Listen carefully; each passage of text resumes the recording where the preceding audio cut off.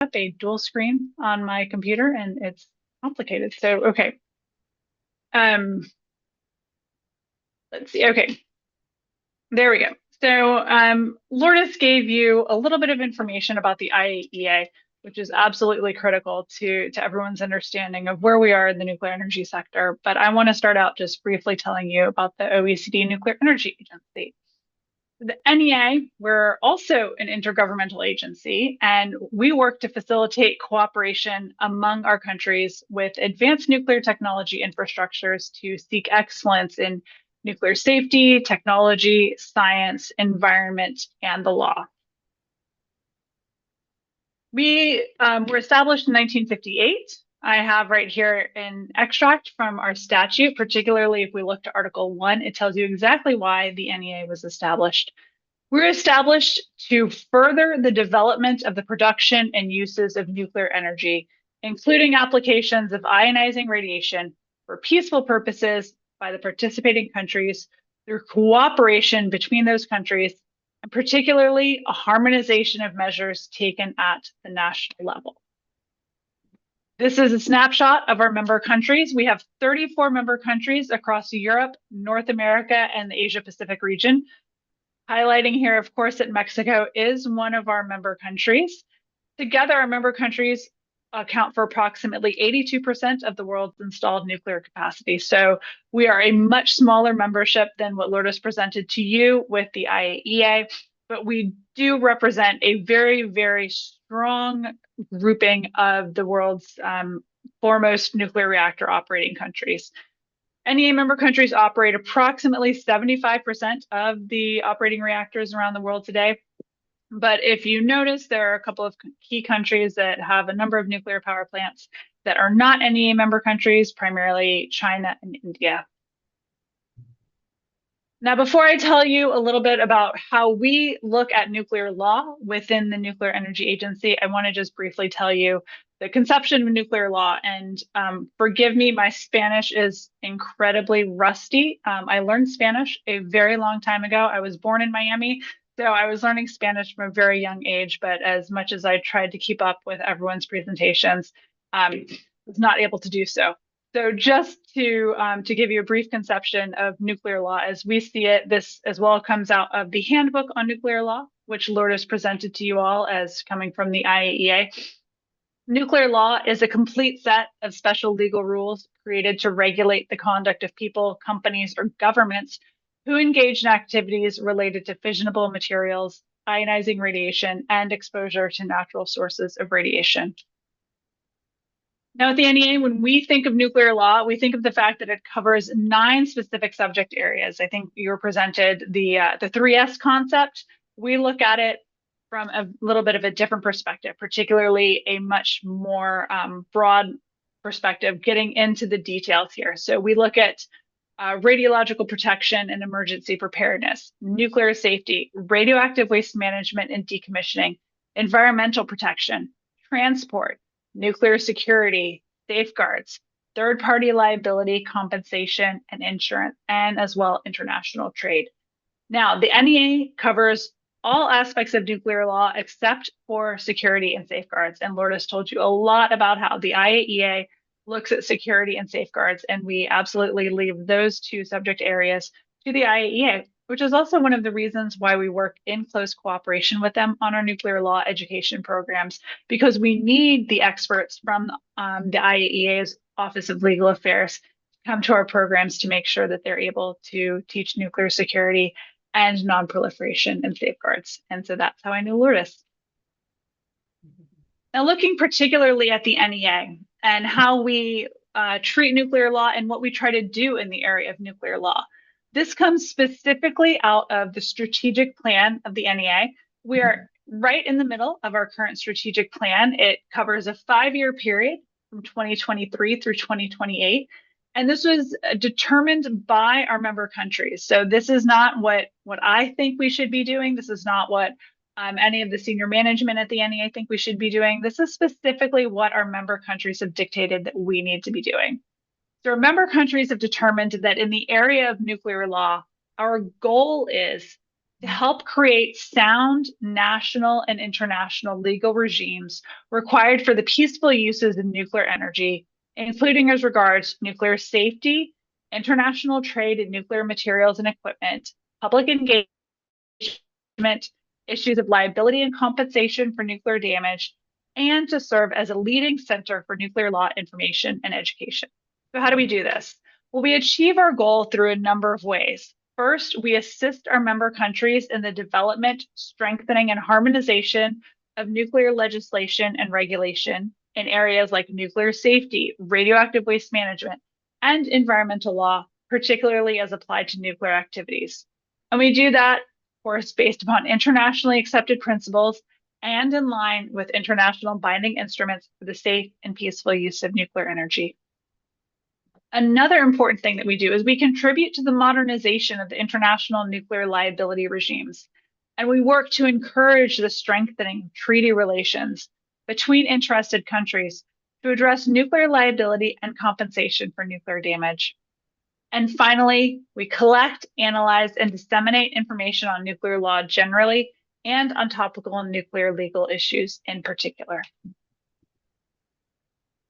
So really then those are high level concepts, but in particular, we need to get into the details. So we do that through our program of work, and our program of work dictates to us every 2 years what we're supposed to do within the Division of Nuclear Law. And this is decided upon by our Nuclear Law Committee.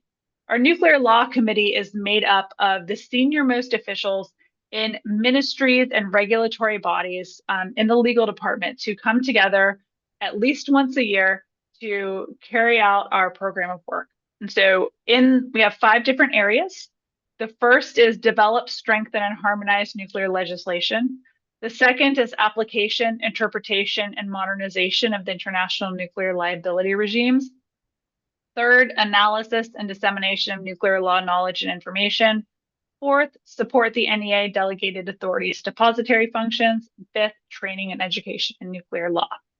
Now, what I wanted to do, because I don't have a huge amount of time with all of you, I've given you a number of hyperlinks here so that after the presentation, I have just updated the presentation, so I'll send a new version over.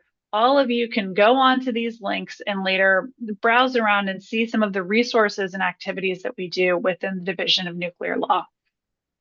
So in the first order, develop, strengthen, and harmonize, we have a really robust group of committee work and work on small modular reactors and other advanced and innovative technologies. An example of this was a huge workshop that we put on last year in Stockholm, Sweden, on the deployment of small modular reactors and legal questions associated with that. We're currently working on a very comprehensive proceedings that's going to come out of that, and I think it's going to be really groundbreaking in the area of nuclear legislation and regulation. When we look at nuclear liability regimes, we host workshops that address in-depth nuclear liability issues. We have another one coming up in 2027 in the UK.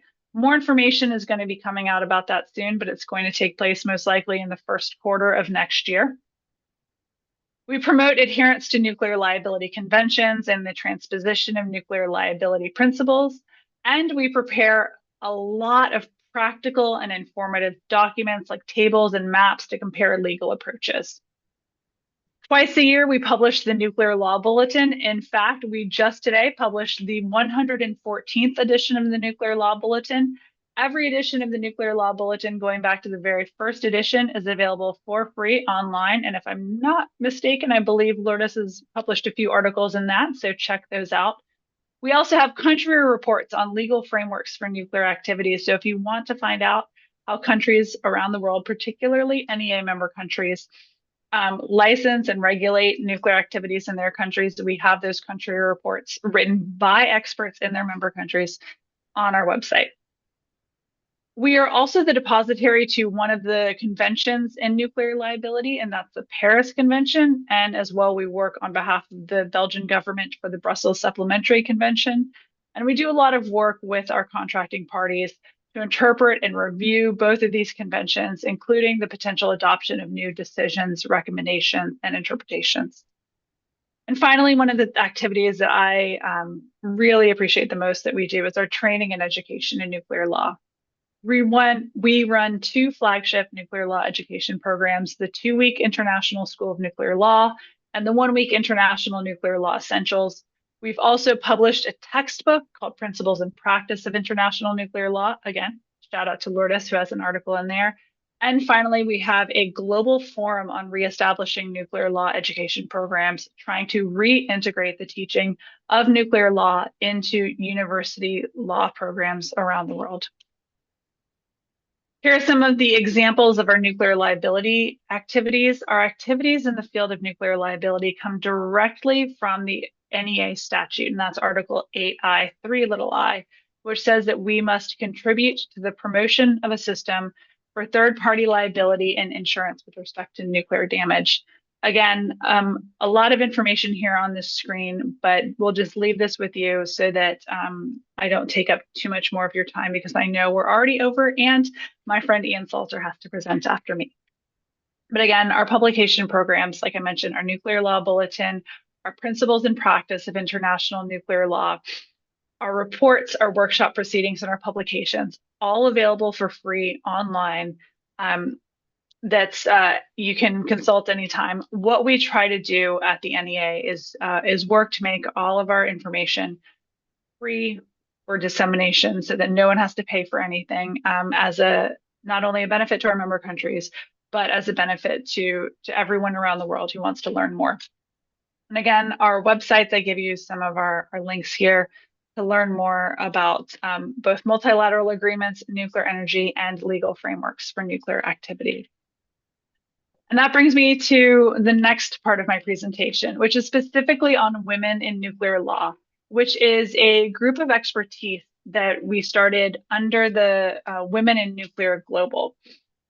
So what we realized a few years ago, and really it's not a new realization, it's just something that we all finally decided to do something about, was that obviously, there's been an increasing interest in nuclear energy, not only with traditional technologies, but also with new and innovative technologies. And we talk so much, and it's so important, about increasing the amounts of women and the gender diversity in the STEM fields, in the science, technology, engineering, math, all of the really core areas that need to be filled within the nuclear sector. But there's also obviously other parts that need to be thought about, and nuclear law is one of those. And it was one of those fields that was missing within the management and structure of Women in Nuclear Global. So we started this group, Women in Nuclear Law, back on March of 2023. So we're at our 3-year anniversary. The OECD Nuclear Energy Agency is the secretariat for this. So we are the ones really coordinating all of these activities. Our aim is to promote and strengthen the involvement of women in nuclear law by attracting, retaining, and promoting both current and future talents in what I'd like to think of as an incredibly interesting and unique field, and to enhance the attractiveness of nuclear law as an exciting and dynamic practice area. We want to create a multidisciplinary group of nuclear law experts within the membership of WIN Global, and to integrate nuclear lawyers into WIN Global. To do this, we work to exchange information and discuss new trends and gender issues in nuclear law, to launch initiatives, particularly related to mentoring, to give visibility to potential career options to professional women working in nuclear law. We want to promote gender-balanced webinars, workshops, panel discussions, and other events on nuclear law, and obviously to participate in conferences, panel sessions, and events related to nuclear law. Since its founding, more than 110 people have signed up to join the group. It is free to sign up. You don't have to pay anything. There's no strict membership criteria. Anyone can join. It's managed by a leadership team composed of 17 nuclear law experts who are responsible for overseeing our overall framework and policies and developing our biennial program of work. Sarah is one of our key members of the leadership team, along with people from Argentina, Canada, Poland, Singapore, South Africa, the UAE, the UK, the US, and representatives from the CTBTO, the European Commission, the IAEA, Perry Lynn Johnson, as Lourdes told you about, Interpol, and finally the Nuclear Energy Institute. So I think we have a really good group of people here from across the world and international expertise, really working to create a solid group for everyone. Within that, we also have committees. We've formed 5 committees within the general membership as focused subgroups that are committed to completing our program of work that was decided by the leadership team. Each committee is led by 2 co-chairs from the leadership team, and any members can join the group. Our committees are focused on mentoring, trainings and webinars, networking and events, membership, recruitment and outreach, and finally, website and social media. Now, some of our activities, we have had 2 webinars so far. The first was Nuclear Law 101, and the second was Nuclear Law Considerations for Advanced Reactors. All of the information, the presentations, and the video recording of those are available on the NEA's website, and I've given you hyperlinks here. So for those of you who didn't know about it and might be interested to learn more, you can absolutely catch this anytime. We also had our first career conversations. This was led by our mentoring committee. And the first webinar in the series featured Cristina Dominguez, the head of the legal department of Argentina's Nuclear Regulatory Authority, and Maria Lorenzo Sobrado, the head of the CBRN Terrorism Prevention Program at the UN Office on Drugs and Crime. So again, that's just some final information about us. You can stay connected with WIN Global and WIN Law. And if you have more questions about WIN Law, you can email us here at this link. And for all of that, I know that was a whirlwind tour, but I thank you all very much for your kind attention. And thank you. Thank you very much, Kimberly. And lastly, but not least, we Ian online. No tenemos preguntas. But I have got just one question. So sorry. Sarah has a question. First, thank you very much for being here with us, and thank you for all your passion. We know that you are so busy, but really we appreciate your time and your excellent speech. Congratulations. Kimberly, I would like to ask you, what is expected regarding to the women in law for the future? I mean, perhaps some special issues, perhaps some special program. Please let us know what about. Thanks, Sarah. So yes, and I have to tell you all that Sarah is making sure that one of our next webinars is going to focus on Latin America and the Caribbean. So we're looking forward to Sarah helping us put that together. But we do have a new webinar coming up. It's going to be next week on the 17th, focusing on waste management considerations for advanced reactors. And if we want, I can share that link with Sarah. I mean, Sarah, you have it as well. But to make sure that everyone who wants to participate, again, these are all free. So anytime anyone wants to participate, there's no barrier to entry. So sign up and watch, and we will put the YouTube videos on the NEA's website so that you can watch them whenever you have the time. We're also going to keep doing our career conversations, featuring important people within nuclear law so that you can have those in the back of your mind to really knowing what different career paths are out there. We're going to be putting together a booklet highlighting the members of the leadership team, and then hopefully going out beyond that, because there are so many diverse ways that you can participate in nuclear law. And we want to make sure that people understand that those are options for all of you. We hold general meetings. Hopefully we have those once or twice a year. We want to start having informal sort of coffee networking where anyone who's a member can join in on an open dialogue call, and people can just get to know each other. And I know it's not always the easiest to join in on an open Zoom or an open Teams and just chat away, but you would be surprised at the lovely, kind people that we have participate who just want to hop on and have conversations. So we try to make it a really warm and welcoming atmosphere where people feel like they can join in. So at any point, come along with us. It's a good group, and you'll learn a number of things along the way. Thank you very much, Kimberly. Let me say something in Spanish, please, exactly what you said. Todos están cordialmente invitados a unirse a Mujeres en Derecho Nuclear. No solamente es para mujeres, también para hombres.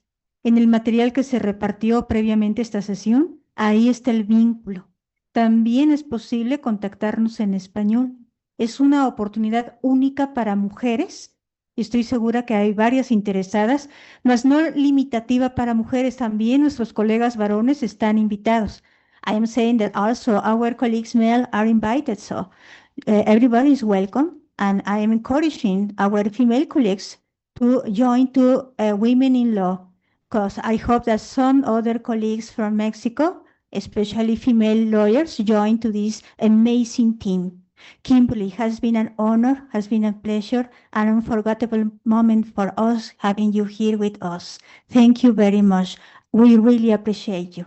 Thank you.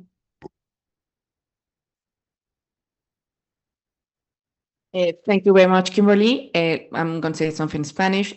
Para los que estuvieron preguntando en la audiencia que tenemos en línea sobre manejo de residuos, inscríbanse al webinar que nos anticipó ya Kimberly. Nos acaba de comentar que tratará, entre algunos otros temas, sobre estos residuos.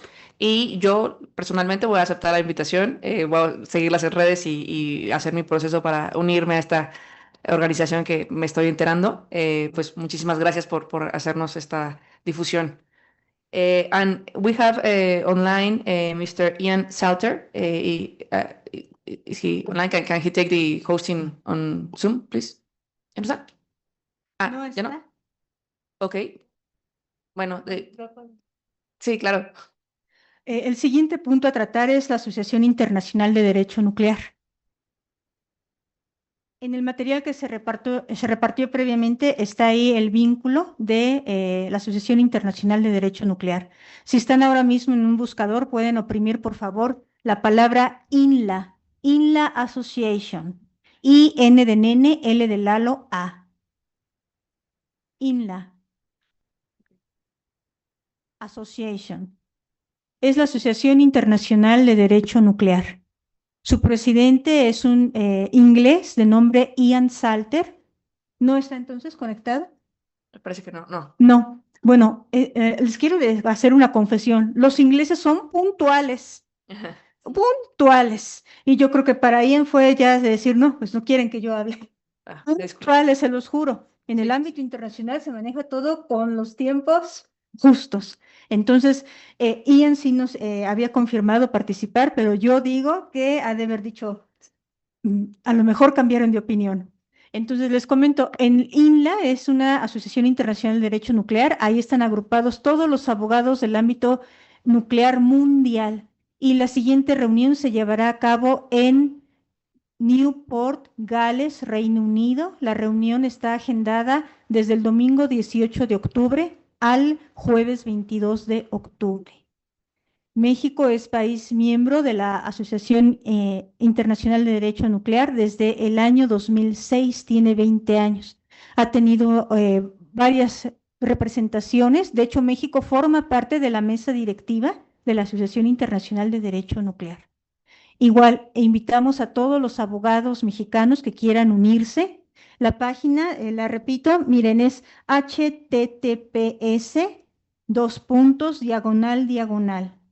La palabra INLA, guión ASSO, C de casa, IATION.org. Es una asociación que existe desde hace más de 50 años.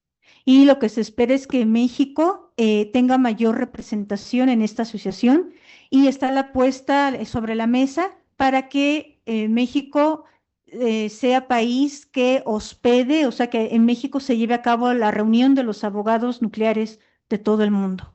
Les invito a unirse. Pueden contactar a una servidora para a lo mejor ser más fácil el poder ser miembro de esta asociación, porque si ustedes están interesados, se pide un currículum vitae y su servidora puede evidentemente apoyar esta candidatura para que ustedes sean miembros del INLA. Tiene unas reuniones muy interesantes, tiene 6 grupos de trabajo. El primer grupo de trabajo habla de la seguridad tecnológica nuclear, o sea, de los reactores nucleares. El segundo grupo de trabajo es la responsabilidad civil, de cómo indemnizar a quien sufra algún daño nuclear. El tercer nuclear son las nuevas construcciones y los tratados internacionales.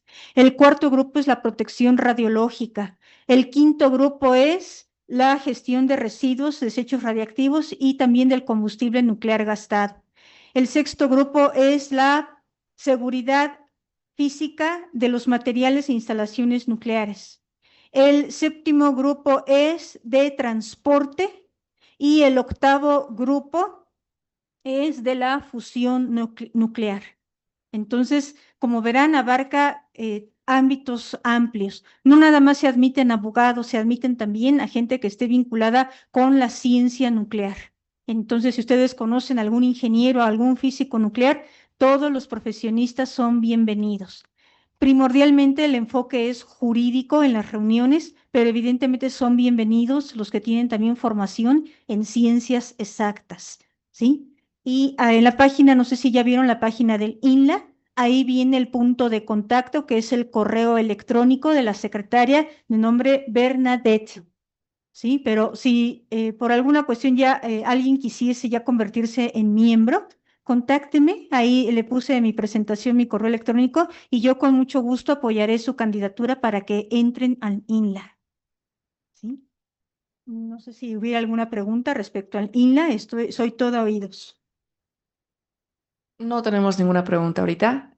Pues tienen los datos de contacto de todos nuestros ponentes, incluido el de Sara. Aprovechen la amable oferta del apoyo de la candidatura.